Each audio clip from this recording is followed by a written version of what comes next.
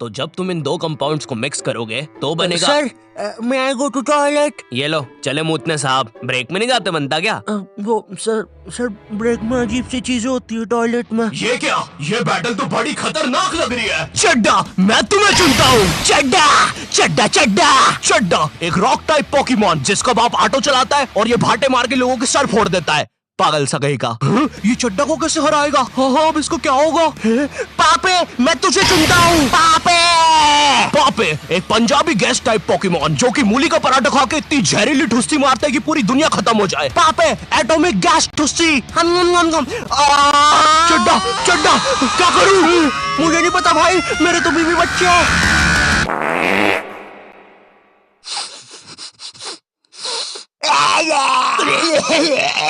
Teenagers नहीं नहीं नहीं, ये वीडियो ऐसे स्टार्ट नहीं होगी। ये तो बस मैं तुम्हें बताना चाहता था कि ब्रेक में बॉयज टॉयलेट पे कैसी हरकतें होती है, और ये भी बस उसका 1% था। गर्ल्स टॉयलेट के बारे में मुझे ज्यादा पता नहीं है।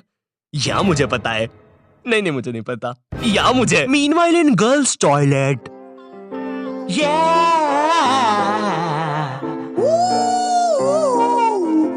ये कहानी है गर्ल्स टॉयलेट के पीछे की। जी हाँ दोस्तों, गर्ल्स टॉयलेट जहाँ लड़कियाँ सुपर हीरो बन के ठरकी बुड्ढों को बचाती है।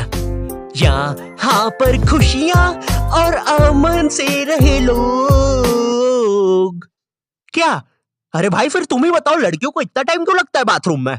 छोड़ो यार, मैं वीडियो स्टार्ट करता हूँ। टीनेज, जब बच्चा अपने आप पर ध्यान देना शुरू करता है, वो कैसा दिखता है, उसके बाल कैसे है, वो क्या पहनता है, और जब उसे पता चलता है कि उसका तो सब कुछ ही बर्बाद हो रखा है। मुझे याद है 8th 9th में मैं अपने पूरे बाल खड़े करके स्कूल जाता था, बिल्कुल टेक्टन 7 की ये जिन कैरेक्टर की तरह। तेल पानी लगा के स्कूल निकल जाता था। स्कूल पहुंचते पहुंचते बालों का ऐसा रबड़ी नूडल बन जाता था। खैर ये फिर भी अच्छा लग रहा है क्योंकि ये रोनाल्डो है, मैं रोलेंडो लगता था। स्कूल यूनिफॉर्म में ना मेरी माँ ने मेरे को बचपन से बड़ी पहनाई है, और ऐसा भी नहीं कि 1-2 नंबर बड़ी, सीधे 4 या 5 नंबर बड़ी। स्कूल में जो बच्चे होमवर्क करके नहीं आते थे ना, वो मेरे अंदर आके ही छुपते थे। इतने बड़े कपड़े। छुपे रे भाई, बहुत जगह है यहाँ पे तो। अरे तुम दोनों?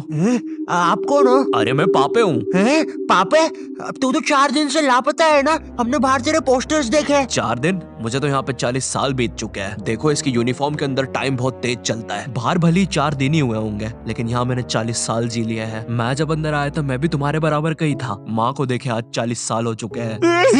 पापे 4 दिन से गायब है मेरा बच्चा, कुछ खाया होगा कि नहीं? अब जैसे जैसे तुम टीनेज में आ रहे होते हो, तुम्हें तुम्हारे बालों पर, कपड़ों पर शर्म आने लगती है। मुझे याद है मैं बचपन में वो चौड़ा सा हुक वाला बस्ता लेके स्कूल जाता था, जो साला आते जाते गेटों में फंस जाता था। लेकिन इस बस्ते में एक बेस्ट बात तो थी यार, ये जो आइट साइड से एरोप्लेन के पंखे निकले हैं ना, ये इतना कूल डिजाइन पता है क्यों बनाया था? बच्चों के उड़ने के लिए। अब मुझे पता है तुम मेरे पे यकीन करोगे ही नहीं। रुको, चल कूद के बता। भाई पक्का नहीं मार।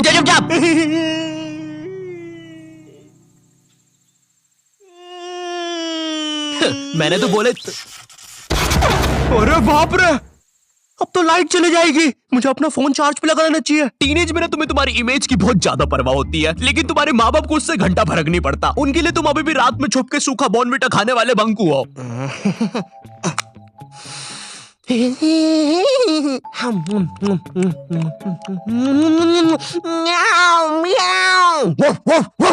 बॉर्नविटा सूखा तो बिल्कुल ना खाने दे बच्चों को। भाई मेरी इमेज की तो ना पहले से ही धज्जियां उड़ रखी थी मेरी मम्मी की वजह से। मैं ना स्कूल बस से जाता था, और डेली जैसी मैं बस में चढ़ने वाला होता था, उसी समय मेरी मम्मी को याद आता था, अरे ये दूध पीना तो भूल ही गया। भगते भगते उबलता हुआ दूध और बादाम लेके मेरी मम्मी बस के सामने खड़ जाती थी कि जब तक मैं वो उबलता हुआ गरम गरम दूध खत्म नहीं करूंगा कोई कहीं नहीं जाएगा। भाई मेरी माँ एक दूध के गिलास और 2 बादाम के साथ पूरी बस हाईजैक कर लेती थी। अब ना सारा प्रेशर मुझ पे होता था, क्योंकि मुझे वो 100 सेल्सियस का लावा जितना गरम दूध 10 सेकंड में गटकना है, क्योंकि अब बस के सारे बच्चे इंक्लूडिंग ड्राइवर और कंडक्टर भैया सबकी नजर मुझ पे ही है। वो गरम दूध गटकने के बाद मेरा गला कुछ ऐसा हो जाता था। वैसे ये मेरी फोटो लीक कौन कर रहा है बे? टीनेज में तुम्हारे माँ बाप तुम्हारी प्राइवेसी की धज्जियां उड़ा के रख देते हैं। एग्जाम्पल के लिए अगर तुम अपना फोन कहीं छोड़ के जाओगे, ये पक्का चेक करेंगे, और अगर तुम बोल के जाओगे मेरे फोन पे किसी का भी फोन आए तो उठाना मत, फिर तो पक्का उठाएंगे। और चलो फोन उठा लिया कोई दिक्कत नहीं है, लेकिन अब बात भी तो करो सामने वाले से। फोन उठा के चुपचाप खड़ जाएंगे। इनको पता लगाना होता है कि सामने वाला कौन है, क्योंकि इनको लगता है कि तुम्हें बस लड़कियां ही फोन करेगी। हेलो, ये कौन लड़की फोन कर रही है तेरे को? अरे मम्मी आकाश है, ध्यान से सुनो। तो इसकी आवाज लड़की जैसी क्यों आ रही है? क्योंकि दिमाग में लड़की घुसा के रखी है आपने, और लड़की बोल के उसकी अलग बेइज्जती मार रहे हो। क्या सच में मेरी आवाज इतनी लड़की जैसी है? कहीं मैं सच में तो लड़की नहीं? बहुत हो गया, अब मैं अपनी शक्तियों का गलत इस्तेमाल करूंगा। और इसी तरह आकाश ने अपनी शक्तियों का गलत इस्तेमाल शुरू कर दिया। बेबी एक बार फिर से बोलो ना प्लीज ना। रिचार्ज करवाओ ना सोना बाबू। विंगाडियम लेवियोसा। सुनो सुनो, मेरी सारी जायदाद मेरी बेबी के अकाउंट में डाल दो। और हाँ, 253 का रिचार्ज। 256 का बाबू। 256 का रिचार्ज भी कर दे। हो गया सर, हो गया, काउंटर मत तोड़ो हमारा, हो गया। Baby baby baby baby. सब छोड़ के चले जाते हैं। और इसी तरह आकाश बन गया दुनिया का सबसे बड़ा स्कैमर। ये ऐसे क्यों हंस रहा है? मुझे क्या पता, शायद जो नशे अभी हम करने वाले हैं उसने पहले ही कर लिए होंगे। तो तेरी गर्लफ्रेंड नहीं है फिर? नहीं है, बोला तो सही। ठीक है जा। वैसे एक सेकंड, नशे के बारे में क्या बोला? तो अगर तुम अपने फोन की तरफ देख के इतना सा भी मुस्कुरा दोगे ना तो इन्हें लगेगा तुम अपनी गर्लफ्रेंड से बात कर रहे हो। और चलो मान भी लेते हैं अगर मैं अपनी गर्लफ्रेंड से बात कर रहा हूँ तो मैं मुस्कुराऊंगा क्यों? अरे भाई वो गर्लफ्रेंड है मेरी, जोकर थोड़ी ना। अरे अरे नहीं नहीं।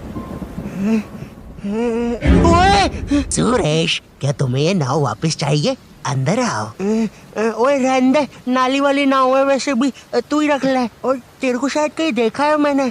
ओए तू तो शालिनी जैसी दिख रही है। ओए शालिनी है ना तू? अरे नहीं, तू फिर से इतना सारा मेकअप करके नल्ली में बैठ गई पागल लड़की। नहीं क्या नहीं, अंदर छींची होती है पता भी है। नगर पालिका वालों को बुला के लाना पड़ेगा, निकालेंगे तुझे यहाँ से। पता नहीं कहाँ की हिट पिक्चर देख ली जोकर वाली, नल्ली में बैठ जाती है बार बार जाके। सांप बिच्छू ने काट खाया तो पता नहीं कैसी गर्लफ्रेंड है। तुम अपने फोन में कोई भी फोटो अपने मम्मी पापा को दिखाने जाते हो तो ऐसा नहीं है कि चुपचाप देख ले, इनको चाहिए पूरा फोन अपने हाथ में। और जब तुम्हारा फोन माँ बाप के हाथ में जाता है ना तो भाई ऐसी फटी में आती है ना, जैसे जब कोई अजनबी तुम्हारा फोन नहीं मांग लेता किसी काम से और तुम्हें अंदर ही अंदर लग रहा होता है कि ये मेरा फोन लेके भाग जाएगा। तो अब तुम एक अजीब से पोज में रेडी रहते हो कि जैसे ये मेरा फोन लेके भागेगा मैं भी इसके पीछे भागूंगा। अरे ये नेटवर्क, अरे ये नेटवर्क ही नहीं आ रहा। हाँ, हो गया। Thank you. अरे अरे मेरा फोन। वो तो मेरा ही आदमी था।